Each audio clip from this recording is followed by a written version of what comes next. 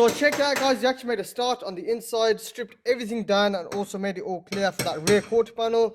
We've also done some alignment on that tailgate, getting it nice and straight off camera. We made a start on that rear quarter panel, we pulled majority of it out. There's still a lot to do. So once that quarter comes off, there's a bit of pulling that is required on the inside of that arch. We might repair it or replace it. We won't know until we get that quarter panel off. So you see right here, all the spot welds have been removed, quarter glass has been removed, and as well as that, all the spot welds along the top. So that's all done. There's a few spots left along the door side. I mean, once that's all done and out the way, we start making our way down to the bottom and removing the spot welds underneath. They're not going to be easy to do, but we'll have to find a way once we finish along the door side.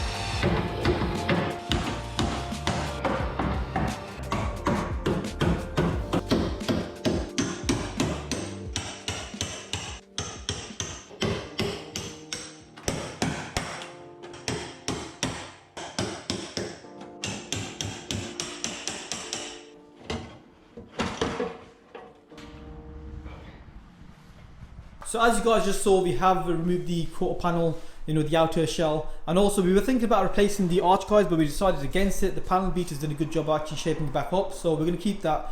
And it just needs a bit of a weld just along this region here, just to kind of get that back together. Apart from that guys, the Scirocco down panels are all off.